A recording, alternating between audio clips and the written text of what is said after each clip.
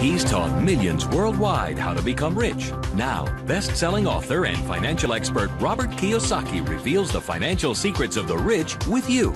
See how Robert's simple formula for personal wealth can transform your life and put you on the path to true financial freedom.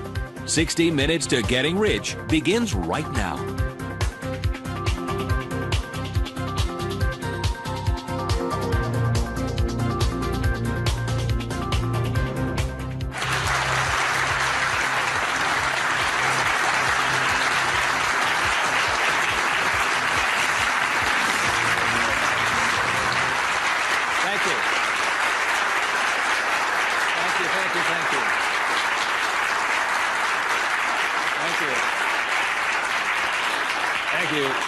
You're very kind. Thank you very much.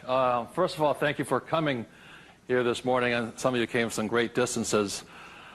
I remember every time I do a talk, I'm always worried that people won't show up.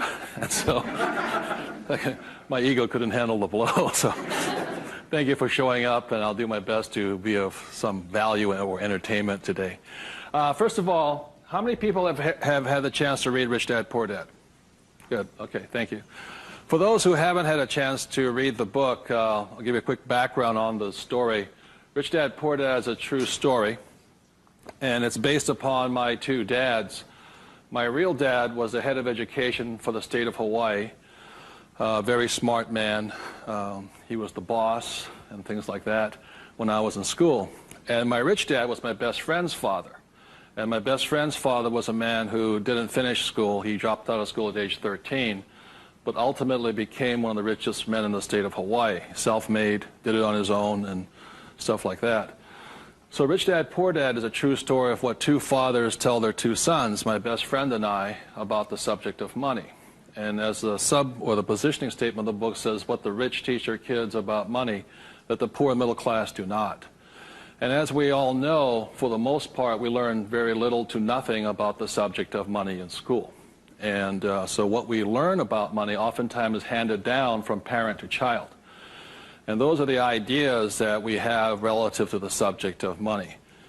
So my rich dad was a man who, he was my best friend's father, like I said, when you look at the white sand beaches of Waikiki and the hula girls and the palm trees, my rich dad was the guy that owned the land underneath the hotels. And my poor dad, I call him my poor dad, although he was a high-paid government official, and I do mean high-paid. He made a lot of money. In fact, he made much more money as far as a salary and paycheck goes than my rich dad. And so the story is really what my rich dad taught me as compared to my poor dad. And so what we're going to be going over today are some additional ideas and thoughts and information that may assist you in getting wealthier, easier, quicker. How many people would like to get wealthier, easier, and quicker? Good. Thank you. So in contrasting them, most of us have heard, like my poor dad, very middle-class man, smart man, but he had middle-class ideas when it came to money and values. And he always said, son, our house is an asset, and it's our largest investment. And my rich dad would say, here, I'm 9 years old. I go, okay. I got it, Dad, I got it, right? And then I would go over to my rich dad's house, and I would say, my dad just said, our house is an asset and our largest investment. And my rich dad would say, well, that's why your old man's not rich, is because your house is not an asset, and if it's your largest investment, you're in really big trouble. And that's when the contrast that started to hit me. And then my poor dad always said, do you think money grows on trees? And his favorite words were, I'd say, Dad, let's buy this. He goes, I can't afford it. And my rich dad said he forbade his son and I from ever saying the words, I can't afford it. He said, the moment you say you can't afford something, it becomes true. So the power of the spoken word or your thought has the ability to become what you think is real in the world. So if you say, I can't afford something, that becomes your real world or reality. And what my rich dad said instead was, instead of saying I can't afford it, simply say, how can I afford it? Or in school a lot of times, I'd say, hey Dad, guess what, I'm going to be a millionaire. He goes, you can't do that. And my rich dad said, never say you can't do something. Ask yourself, how can I do it? And he said, and just in the switching of those words, if you say, how can I afford it, your mind opens up to the possibility. And your mind then has to go to work. This is your single most powerful tool you have is the brain. But if you say, I can't afford it, then the thing goes to sleep and it sits there, goes dormant, and doesn't have to do any more work. You're the one who's doing the work then. So those are some of the subtle, differences. My poor dad, the school teacher, the head of education, always said to me, he says, son, go to school, get good grades, get a safe, secure job, high-paying job, and work hard. And my rich dad said, that's a good idea if you want to work hard all your life. He says, but if you want to get rich, you have to learn how to have money work hard for you so you don't have to work for it. And you also have to learn to buy companies. Don't be the guy applying for the job, be the guy that's handing out the job. But I want to give you something I rarely say to people, is that there was 3 main points that I think made a difference in my life. And point number 1 is that I realized very early on in life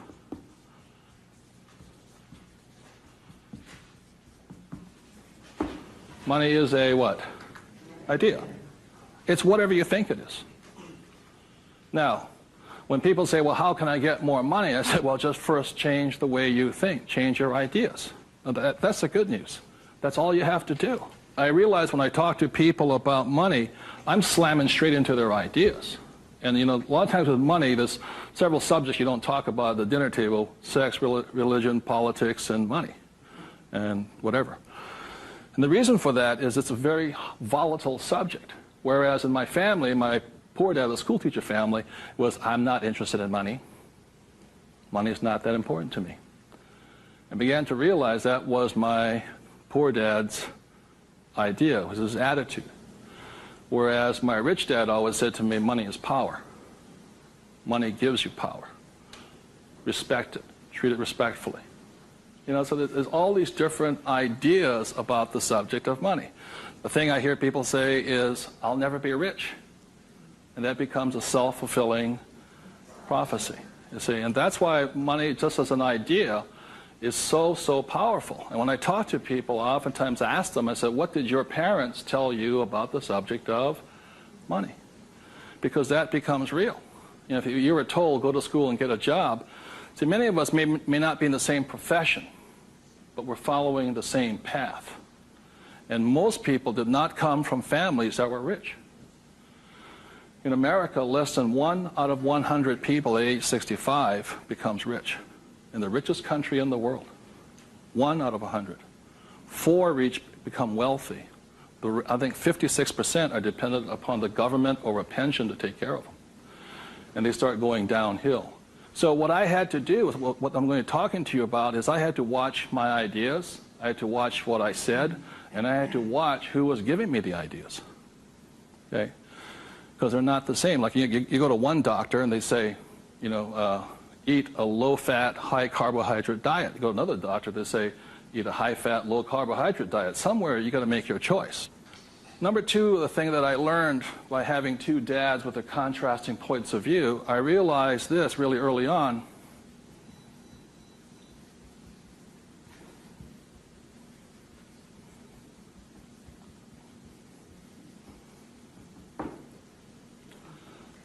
I realized that money doesn't make you what?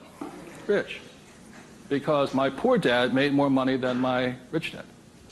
So I think one of the biggest mistakes we've been going into is a lot of times people actually think if I win the lottery, then I'll be rich. Or if I go to Vegas or gamble or my luck changes, then I'll be rich. It has nothing to do with it. Money is a very powerful tool, as my rich dad used to say. If you use it well, it'll make you richer. If you abuse it, it'll make you poor. So one of the big things that my poor dad made the mistake of saying, he always thought that if he got a pay raise, that would solve his money problems. And the trouble is, every time he got a pay raise, he got bigger problems. So it made him poorer and poorer the more money he made. Does that make sense, you guys? That was a very big problem with him. And then the third thing I realized by having 2 dads and having 2 contrasting points of view was that there's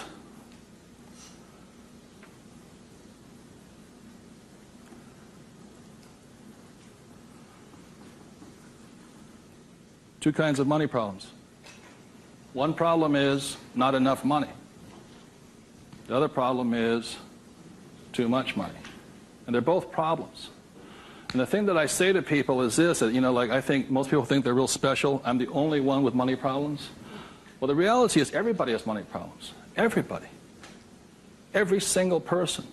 Every company has money problems. Every country has money problems. Every government has money problems. Everybody has a money problem. What makes you rich or poor or middle class is how you challenge or handle the problem.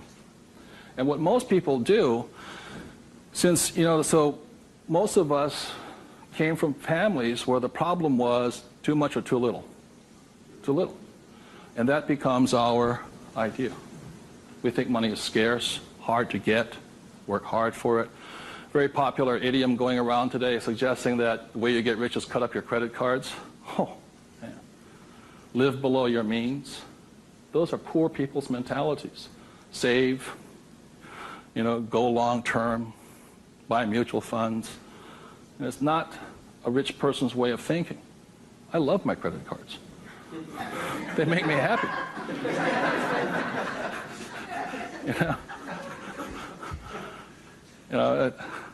I drive, he says, drive a cheap car. I don't look good in a cheap car. I don't feel good. Now, the point I'm making here, again, there's poor, middle class, and rich. And very early on in my life, I really realized that being poor and struggling did not look good on my face. I did not like it. But I grew up in a family that if you were rich, the idea was that you were crooked, evil, not caring, inhuman, not generous, and all that stuff. So if I said I want to be rich, then I went against my family's values. It was tough having that. Now, the other thing I saw was that by my rich dad managing his money well and becoming a business owner and an investor, that he got richer and richer and richer. Then he had a different kind of problem. His problem was too much money. And my rich dad said to me when I was about 18 or 19 years old, he said, son, there's two kinds of problems. Not enough or too much. Which one do you want? And at that point,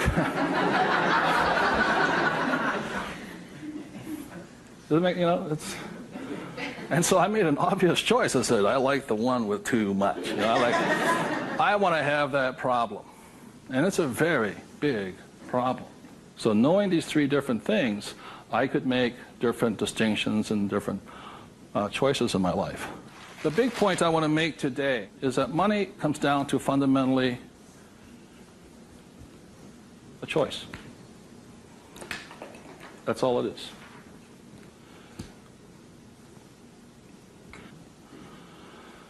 And so, as a young boy having two dads starting at age 9, I had to make a choice of which dad I was going to listen to. And it was a tough decision. Really, really, really hard because I loved both men. Both men were big men. If there was a role model that they filled, they were tall, and they acted like John Wayne or Robert Mitchum, not Pee Wee Herman. They were big, strong, powerful, good, honest, hardworking men. I love them both. But their ideas were almost polarized, completely opposite.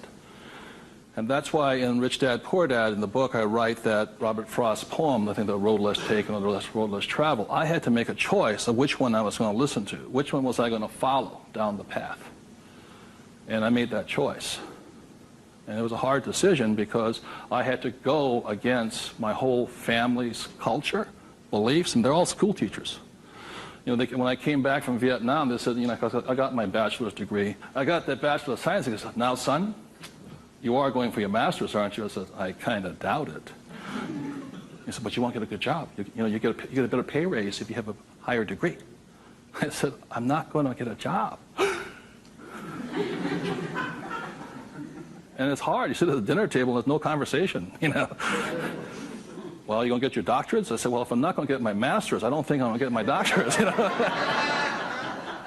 Yeah, but you get a better pay raise. They came from the government model that it was not what you did, it was how high, what your degree was that you got paid by.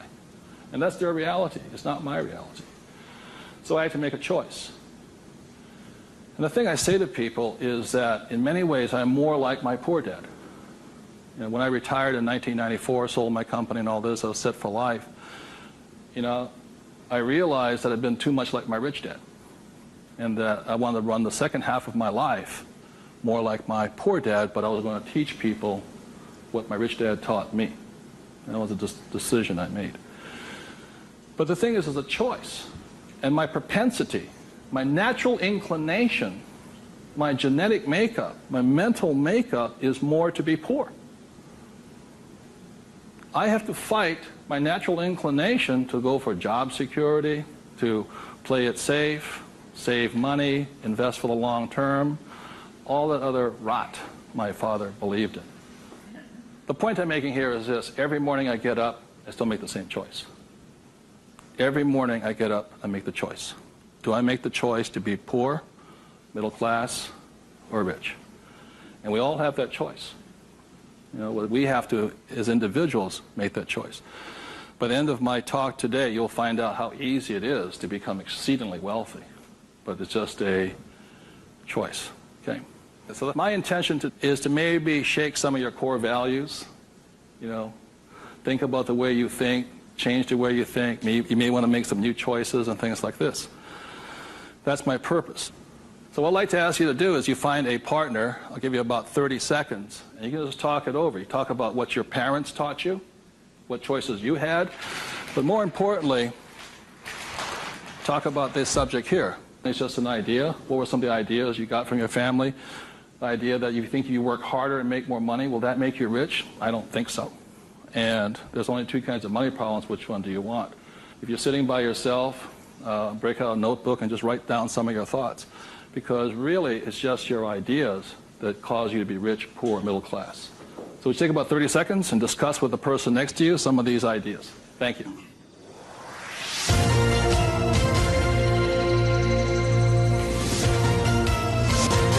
The main point of the book, Rich Dad, Poor Dad, for those who have not read it, so this is book number 1. The main message and the point is the importance of financial literacy. Can you read a financial statement?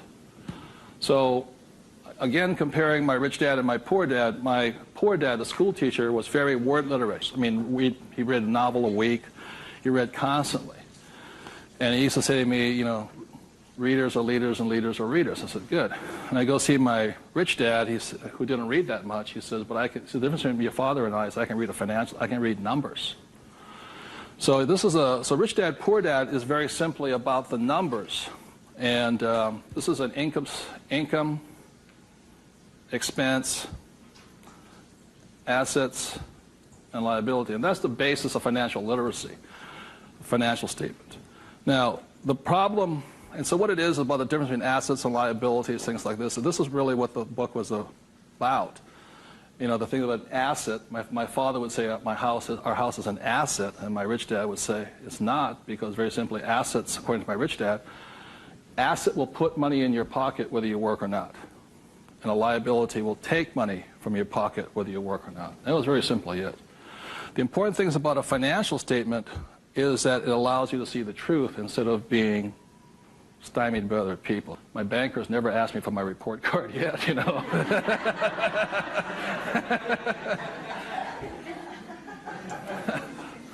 And what your banker asks for is your what? Financials.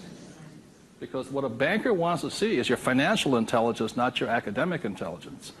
And both are important. Academic intelligence is important, you know, forever.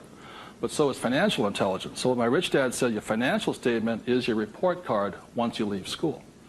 And the problem is 99% of the people leave school and they don't have a clue what a financial statement is, much less what a checkbook is. You know, they know credit card, but they don't know much beyond that. And so they're easily swayed with the idea your house is an asset. And that's what gets them in trouble. They can't tell the difference between an asset and a hole in the ground. So that's a big problem there. Okay? And then book number 2, which is this one here, was the cash flow quadrant. Quadrant means 4. And the quadrant was the 4 people that make up the world of business.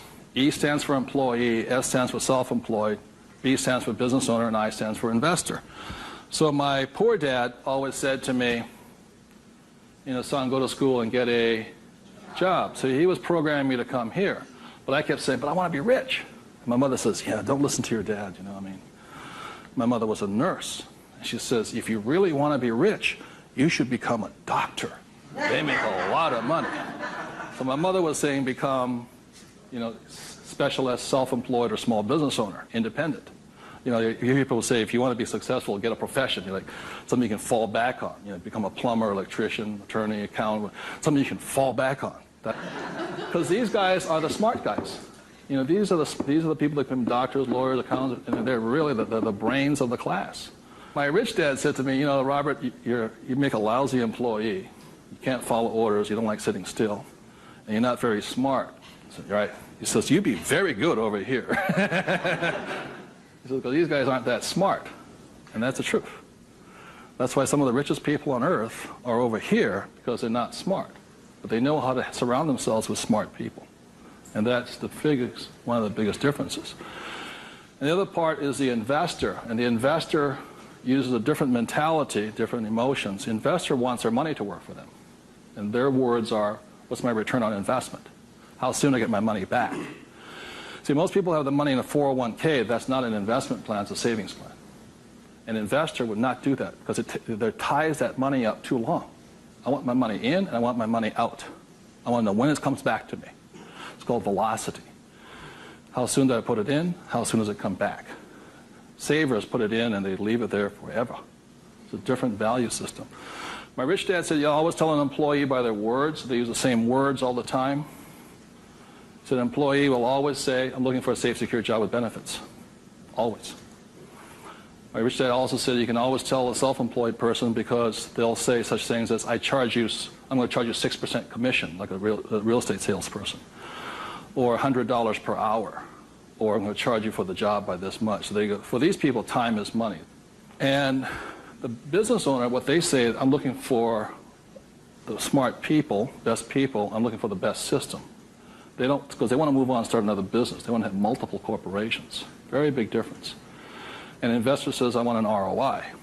Now, the theme song for the self-employed, the difference between the small business owner and the big business owner is very simply this. A big business owner, if they do the job right and build the company, they can leave. And when they come back, the company's doing better without them, more profitable because they have the right people running it.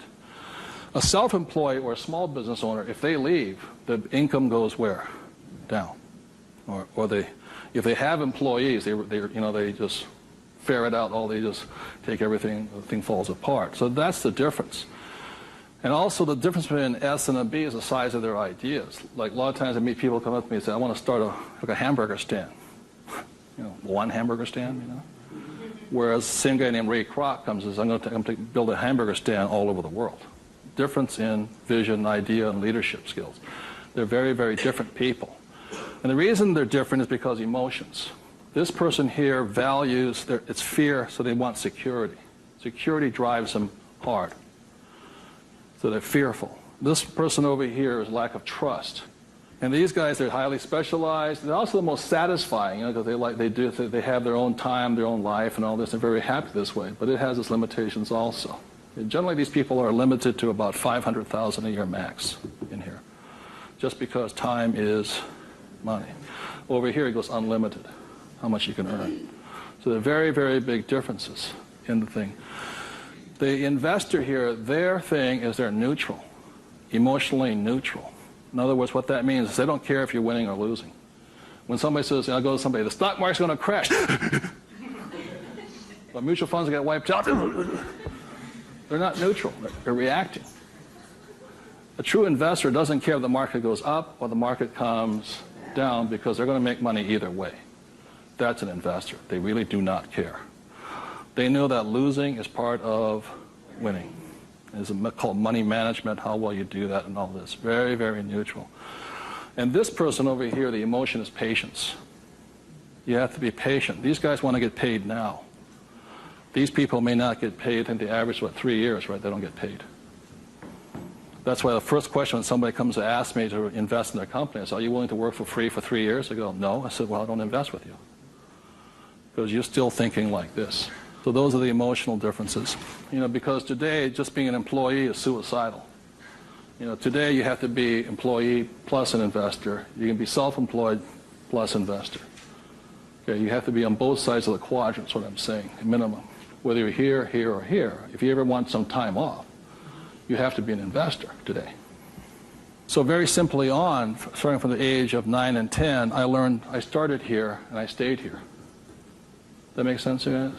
I stayed here. Because this is my money working hard for me, so I don't have to work hard for money. It's a different point of view. They're very, very different. The rich have the best investments, number one, because they have money. People say, how do you find the deals? Get rich. Because if you have money, they come find you.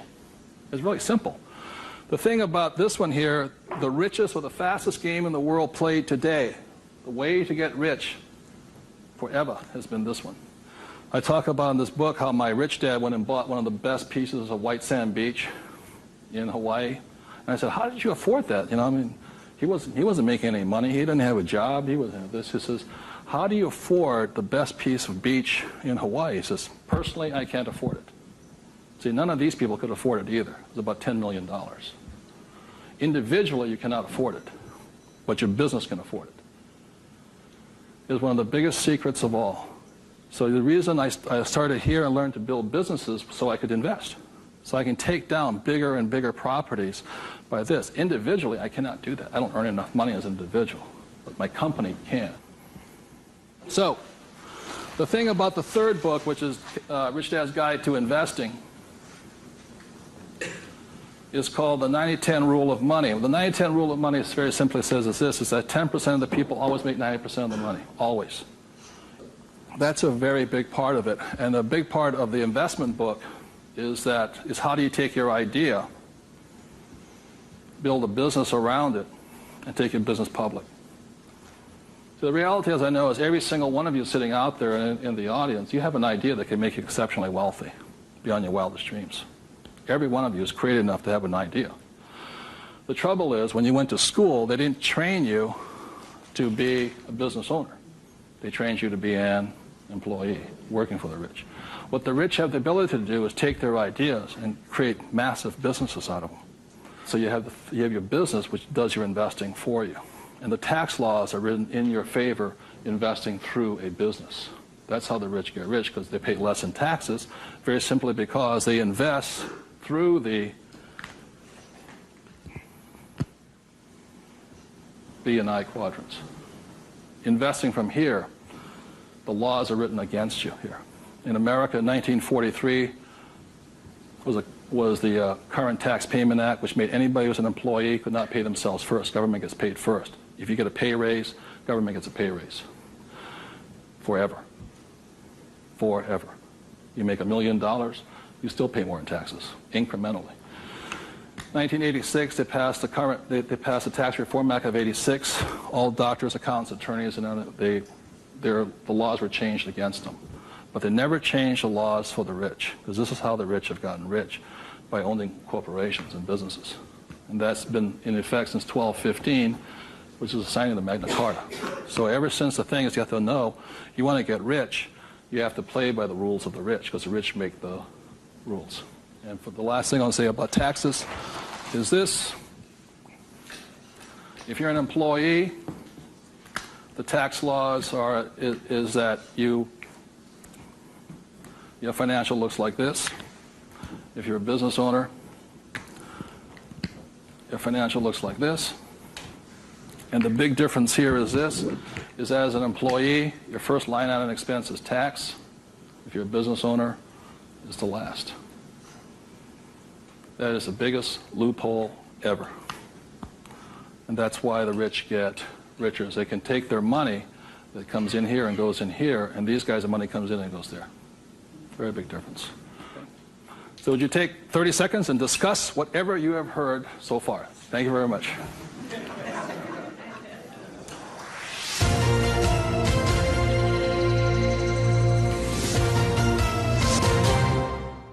One of of the ways I understand that money does not make you rich, when I was in my 20s, late 20s and early 30s, I became a millionaire.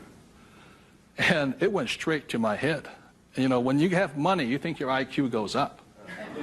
And in reality, your IQ goes down, you know. And it was fast cars and even faster women.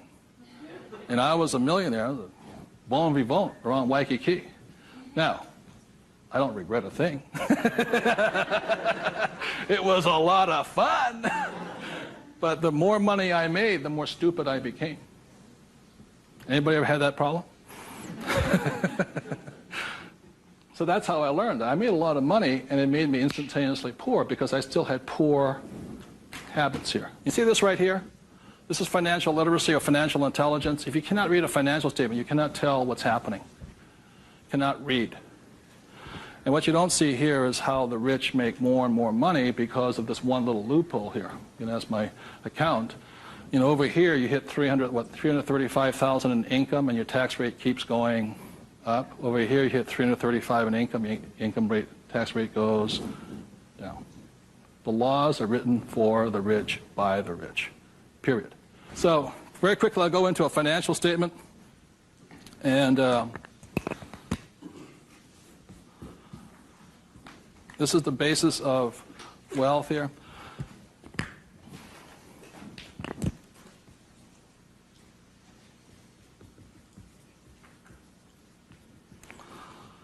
So what happens to most people is they say their house is an asset and all this. My rich dad said, your house is not, whether a house is an asset or not, has nothing to do with this thing here. It has to do with the most single important word in business, and that word is called, what's the word? Cash flow. It's cash flow determines it. So, very simply, when I was 9 years old, my rich dad said an asset is something that flows money into your pocket, and a liability is something that takes money from your pocket. Just because your banker or your accountant says your house is an asset doesn't mean it's an asset. So when I read a financial, I see something listed here, and then I see whether it lodges up here. Now, if it doesn't lodge up here, then it must be going this way. It's going out the expense with no income. Does that make sense, you guys here? That's a very simple way of looking at it. Now, taking it one step further, this is where the confusion sets in, is very simply because if you buy a house for, let's say, $100,000, and you get an $80,000 mortgage on it, you put $20,000 down, the problem is your house is listed both asset as well as liability, and that's where the confusion starts. It's listed in both sides, and that's the problem. So the thing here is this, and by the way, the word mortgage comes from the French word mortier, which means death. You know, so that means you're engaged until you're dead with the house, and staggering. So let's say you buy this little green house here. Okay.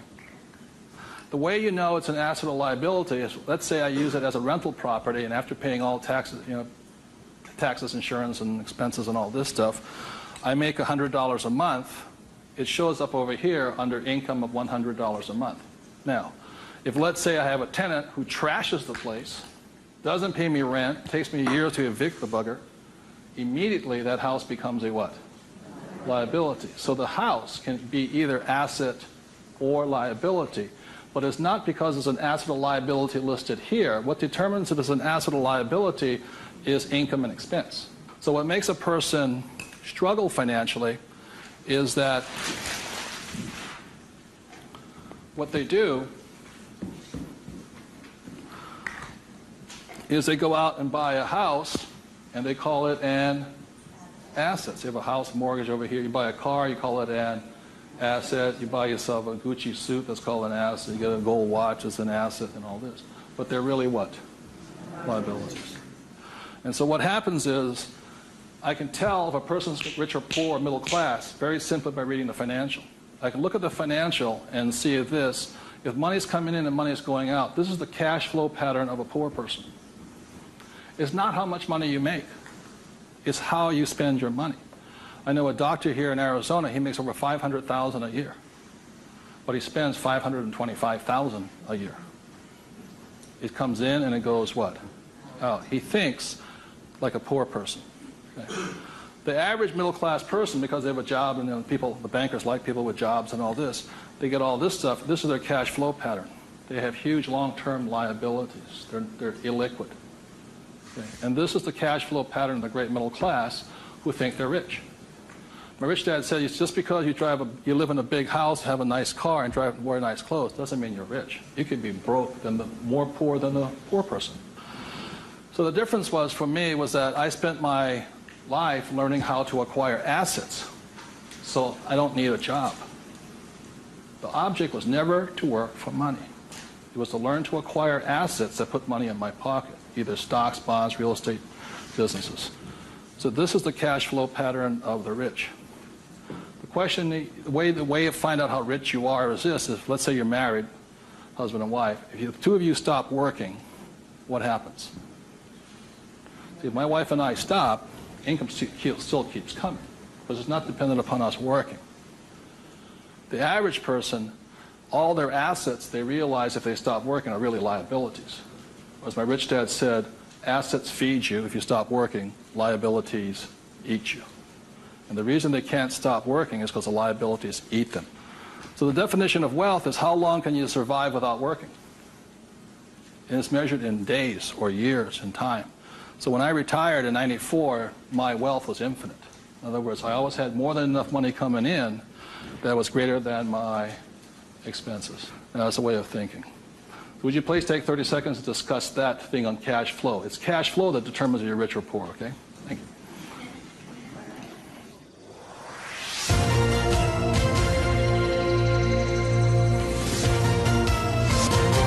So one of the things I want to be clear on this is whether you're an employee, self-employed, business owner, or investor, the most important thing is this asset column here is your business. One thing my rich dad said, you got to mind your own business. You know, when you become an employee, you mind somebody else's business. You're self-employed, you're oftentimes helping somebody else's business. So regardless of where you are, this is your business here. Like I talk about a rich dad, poor dad, you know, somebody says, what profession are you? What business are you? I'm a banker. So, well, what, you know, that's their profession. It's not their business. This is your business, and your business, you should be an investor. You know, managing your own portfolio, acquiring your own assets, be it business, real estate, or paper, like stocks, bonds, and mutual funds. So what we're taught in school is not to mind our own businesses. We're taught to mind everybody else's business. And that's my message, is mind your own business. That's how you get rich, okay?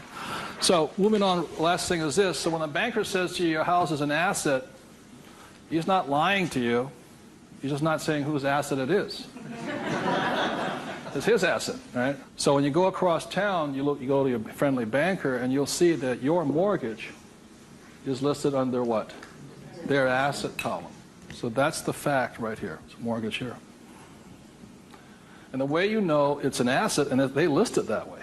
I'm not telling you something, that they list it that way. The way you know it's an asset is because your mortgage puts money in their pocket. And your mortgage takes money from your pocket.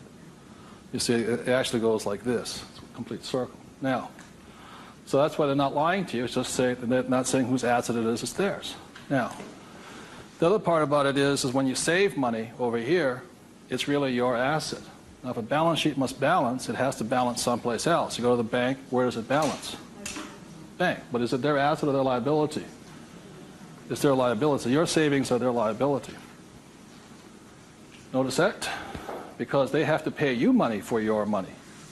And it's cash flow determines that. Now, if you notice something else too, you get tax incentives to be in what? Debt, and you're taxed for having savings. And that's why they say, how can we tax savings? It's because you're not smart enough yet.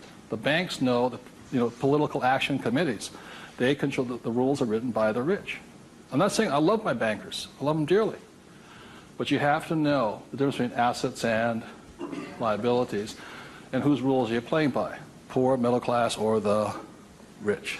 Got it?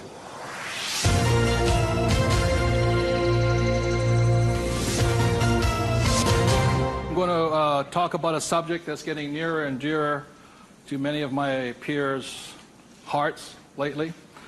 And the subject is retirement, or the lack of the ability to retire. So I said the way I retired early has to do with the issue of this.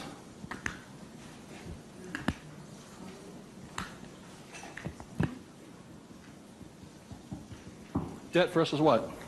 Equity. The reason I could retire early was because I'm in debt. I borrowed my butt off to retire early.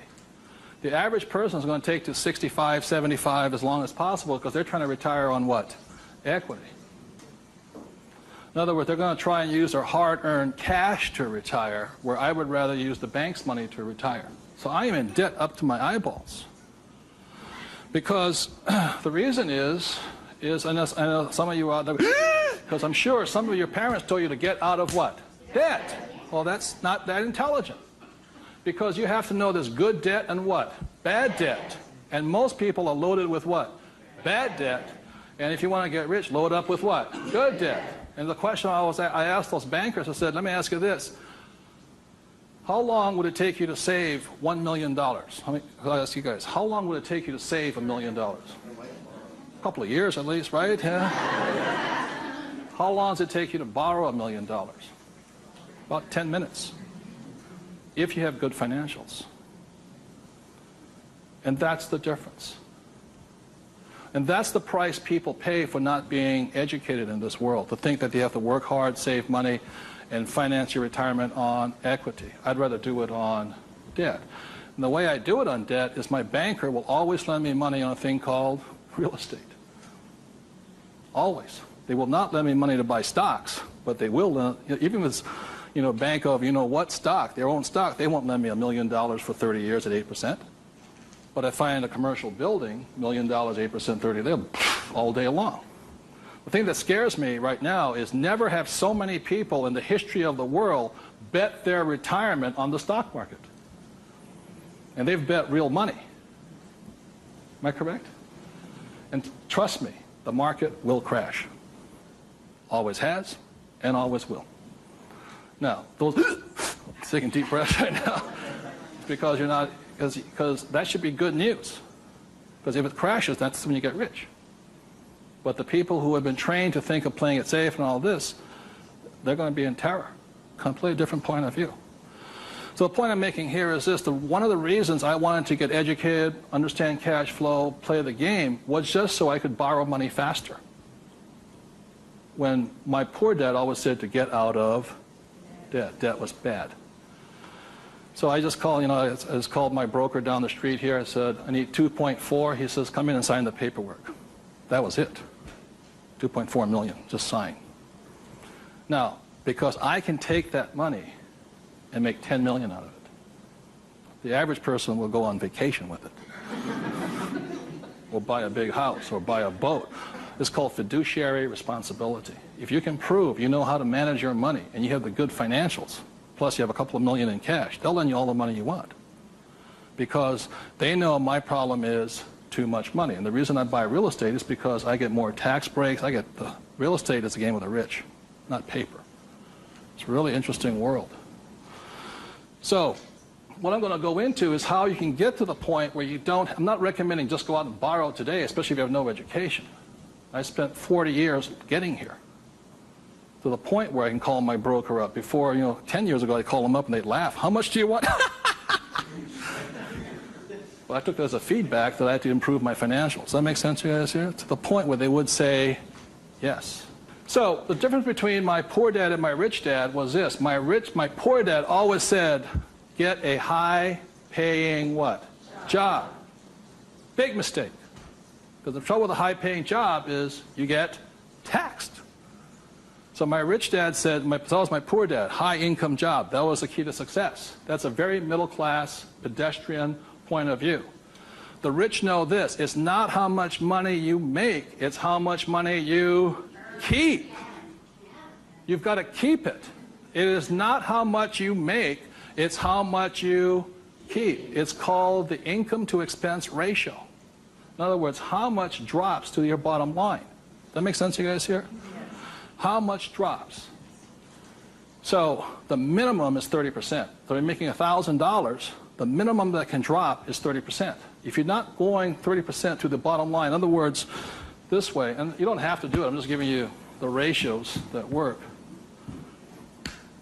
If you have $1,000 coming in this way, then 300 needs to hit here somehow.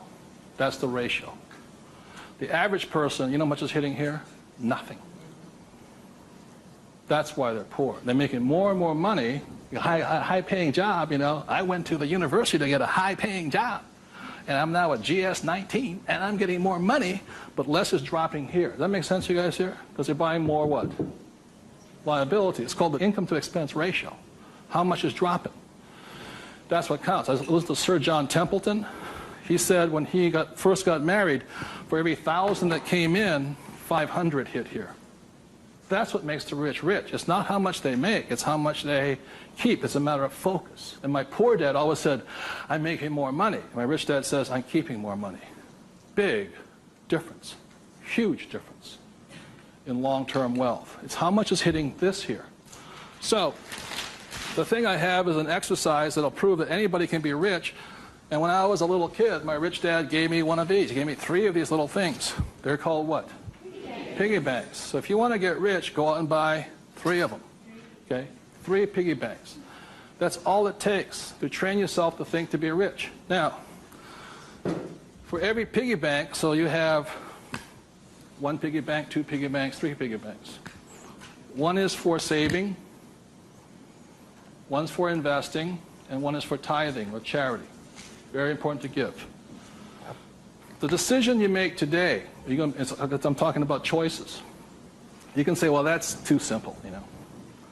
But the choice you make is for the rest of my life, or for the next 90 days, whatever you can handle, how much am I going to put in each bank every day? Not once a week, every single day. Because what you're training is your brain to think like and act like and be like a rich person. You're dropping it to the bottom line. So, let's say the most you can handle today, given your horrific financial brilliance, is $1. Good. Now, I don't care the dollar amount, but I do care that you do it. It's like going to the gym and saying, you know, today I look like a sumo wrestler, but tonight I'll look like Arnold Schwarzenegger. It's not possible, you know what I mean? It's not going to happen. So how many people right now could say for the rest of your life, with 3 piggy banks, you'll put $1 a day away per bank? Good, right? And it's not, and everybody can do it. But the problem is, most people won't. And that's the difference. But once it hits your piggy bank, it's yours for the rest of your life. You pass it on for generations. That's what the rich do. The middle class finds some cheap and tacky excuse to break the bank. Am I correct? You know, I got to spend this money. That was my poor dad. Well, if I make more money, I'll get a pay raise next year. The government, you know, be a GS-19. But they kept breaking the bank. Now, it has nothing to do with the dollar amount. It has to do with the habit, the way of thinking, that this is more important to me than eating. It's more important than my kids' clothes. More important than everything else is this. This is first. So start with $1. Everybody can do that. All it is 0 to go to 10. Now, at this point, people say, well, that's not that tough. Try $10 a day. Then you see some heartbeats. At that point, you're now at the boundary of what's possible for you. There's only a 0 added on to it. And you want to spend it. Now, if this becomes easy at $10, then just up it to, and you'll find your heart rate going up. So when people say, well, this is a simple exercise, I'm beyond it, then try going to, it is not the dollar amount. I mean, it's not the things, it's the habit. And you know you're a stud.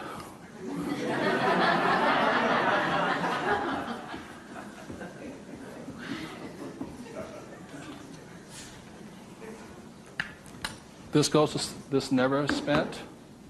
This is what your mad money is. You buy your properties and stocks and bonds, mutual funds with. You can afford to lose this if necessary, but you never lose this one. And you tithe your church or charity of your choice. Now, I give to the charity that I would like to support, but I don't have the time to support. So you put your money where your body would be. Does that make sense to you guys here? My rich dad gave it to his church. My poor dad gave nothing. He says, when I have the money, then I'll give it. That's why he was poor. The next point here is that my rich dad always believed in job security. My poor dad, job security. And my rich dad believed in financial security. So the way you get financial security is, again, via these three things. This is the basis of it. Savings, investing, tithing. So the way you get financial security is start with this, and then I start investing with this. Does that make sense? My investing account, this is when I have my fun. I play with that money. So the deal here is this, whether you're buying a business, real estate, or paper, the ratio is this. You can ask my wife the question. For every, somebody says, well, you know, I don't have any money. How do I get some money? I said, start with that, the three piggy banks. Or how do you find a nothing down deal? The reason they want nothing down deal is because they got nothing to put down, right? And that's the most risky thing you should do. You can only take a nothing down deal when you have a lot of money to put down, because it's too risky. I can take a nothing down deal because I got the money to cover it in case it goes bad on me. But the point here is this, how I got my experience, how I can find a deal is this. You can ask my wife this. For every one property I buy, how many properties or businesses or stocks do I analyze? 100. That's the ratio. Before I buy one piece of property, I will analyze a minimum of 100 properties. If I don't buy one property in that 100, I start all over again. It's 100 to 1 is the ratio. That's how I find a deal. Not only that, is when I had no money, what was I doing? Still analyzing a deal. It's 100 to 1 before you can find one deal. And people come, oh, you know, I went with a ride with a realtor and we found one property and we bought it. I said, how many did you look at? Just that one. That's an idiot, not an investor. They have no clue. The way you want to find out the market trends, the ups and downs, the ins and outs, is you got to analyze 100 deals. Out of that 100 deals, you put in offers on 10. Because 90 are bad. But in the practice of analyzing the deal, you get smarter. I learn more. I learn something from each deal I look at. Of the 10 I invest in, or I put offers in, I might get 3 accepted. Now, this comes from my friend Dolph DeRoos, who's a real estate genius. He says, if this number is like 6, what does that mean? You're offering too much money.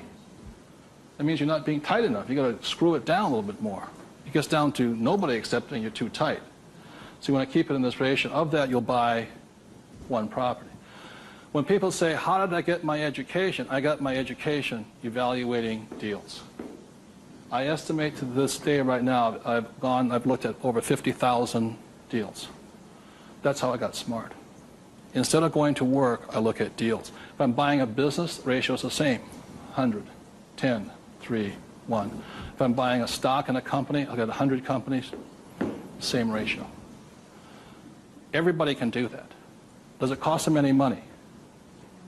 No, not at all. It's free. When I go on vacation with my wife, Kim, she knows where I'm going to wind up. It's a real estate office or a brokerage office because it's a habit. So this is what gave me financial security, and what my poor dad focused on was what? Job security. He had no assets when he lost his job. Okay? 30 seconds, please discuss that ratio. 50,000 properties I've looked at now.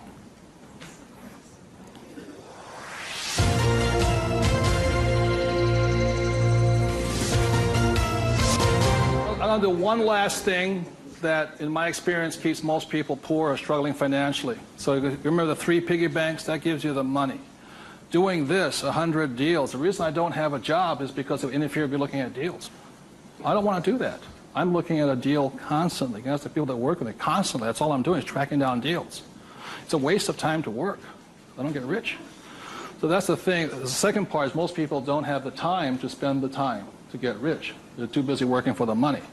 And the third part is most people say it's risky or it's fearful or they chicken out. You know, they see a deal. Even if they see it, they back out. And I've seen so many people do it. And the reason for that is because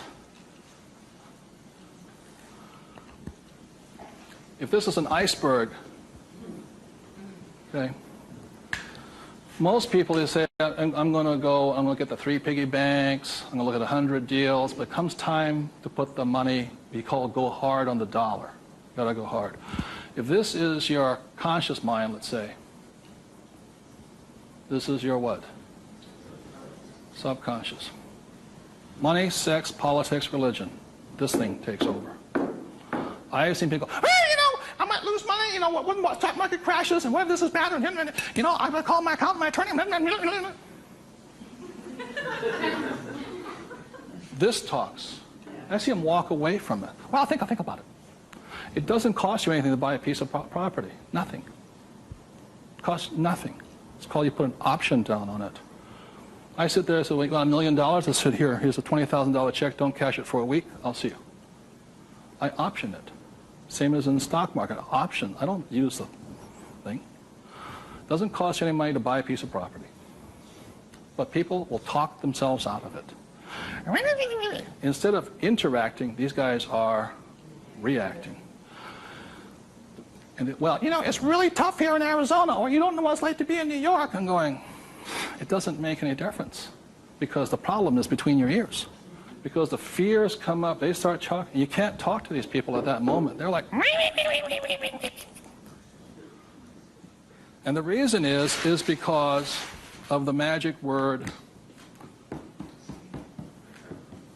What is it? Fear. And what happens to the average person, fear stands for false evidence appearing real. And what I mean by false evidence is that if this starts talking, they'll start gathering the evidence to make sure that it's real. Well, you know that most businesses fail. Let me show you the facts, and let me show you the stats. See, they're looking for all that false evidence. They'll validate, they'll justify it. They'll call their mother, their sister-in-law, their brother-in-law. Yeah, we agree with them. Am I right? Yeah. They'll make it real. It's not real. Like, I got crucified that said, that the 9 out of 10 businesses fail. I said, that's correct. Most of them fail, but one makes it. I said, look, I failed twice. Twice I was part of the 9, but once I made it to the 10. The difference between you and me is you haven't failed at all yet. Yogi Berra once said the great thing about the National League is that if you strike out 7 out of 10 times, you're in the Hall of Fame. So the biggest mistake was my poor dad, my rich dad, this did his thinking for him. He could give you all the reasons why you fail. When I failed, I felt terrible for about a year. It was horrifying. I lost millions of dollars. Self-esteem, I was homeless again, on the street and all this. But once I got that back, I was stronger. Then I failed the next time. Oh, but 6 months, depression. Third time I hit it. Difference is my poor dad said, you failed. My rich dad says, you haven't failed enough. There is a difference. And my rich dad also said, failure is part of success. People who avoid failure also avoid success. So your biggest expense is not what you spend. Your biggest expense is the money you're not making because you're afraid. So the thing that my rich dad taught me very early on, called fear.